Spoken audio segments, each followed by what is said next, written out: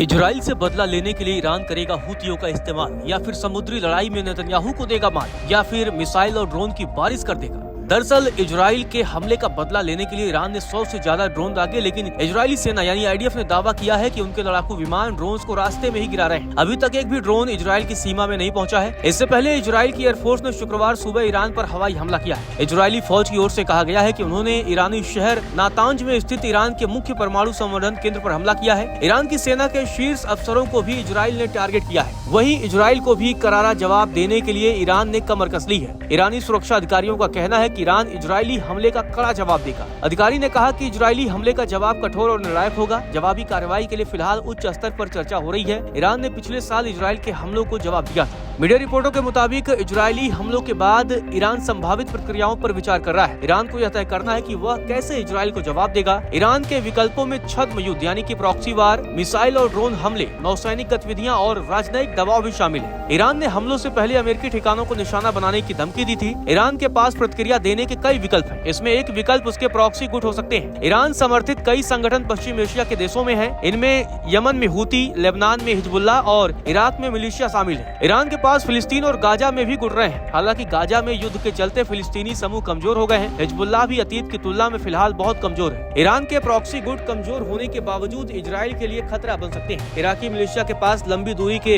हमले वाले ड्रोन हैं। उन्होंने पिछले 7 सालों में ईरान से बैलिस्टिक मिसाइलें हासिल की है। इसका मतलब साफ है कि वे इजराइल को निशाना बनाकर हमले कर सकते हैं, जैसा कि उन्होंने पहले भी किया है। वहीं हूतियों के पास बैलिस्टिक मिसाइलें, क्रूज मिसाइलें और ड्रोन हैं। हूतियों ने लगातार इजराइल को तंग किया है। जाहिर है कि ये संगठन इजराइल और अमेरिकी ठिकानों को निशाना बना सकते हैं। ईरान की बड़ी ताकत उसकी मिसाइलें हैं। ईरान ने बीते साल इजराइल के खिलाफ हमले में बैलिस्टिक मिसाइल और ड्रोन का इस्तेमाल करते हुए अपनी ताकत दिखाई थी। ईरान के पास ऐसी मिसाइलें हैं जो इजराइल तक पहुंच सकती हैं। ईरान ने हालिया सालों में जिस तरह से मिसाइल और ड्रोन क्षमता बढ़ाई है, वो इजराइल के लिए सबसे बड़ी चुनौती होगी। ईरान के इजराइल के खिलाफ हमले में निश्चित रूप से मिसाइल सबसे अहम हथियार हो सकते हैं। समुद्र में तेहरान की ताकत की अगर बात करें तो ईरान के पास एक पारंपरिक नौसेना के साथ साथ एक IRGC नौसेना भी है। ईरान शिपिंग पर हमले का विकल्प चुन सकता है। ईरान अपनी नौसेना का उपयोग या तो फारस की खाड़ी या ओमान की खाड़ी में जहाजों पर हमला करने के लिए कर सकता है। वह ड्रोन का यूज करके जहाजों पर हमला कर सकता है। ईरान तीसरे देशों में साजिशों के जरिए भी इजराइल को दबाव देने की कोशिश कर सकता है। ईरान की ओर से दुनिया के कई देशों में इजरायलियों को निशाना बनाया जा सकता है। इसमें तुर्की और ग्रीस के साथ साथ साइप्रस और दक्षिण अमेरिका, यूरोप और एशिया के देशों में साजिशें शामिल है। वह इसके लिए अलग अलग गुटों का इस्तेमाल कर सकता है। अब देखना दिलचस्प होगा कि इजरायली हमले का जवाब ईरान कैसे देता है।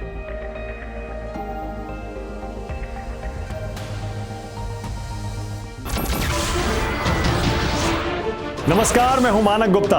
अगर आपको हमारा ये वीडियो पसंद आया हो तो इसे लाइक और शेयर जरूर करें, और हाँ, हमें सब्सक्राइब और फॉलो करना ना भूलें ताकि आप देश और दुनिया की कोई खबर मिस ना करें। तो जुड़े रहिए हमारे साथ और देखते रहिए न्यूज़ 24।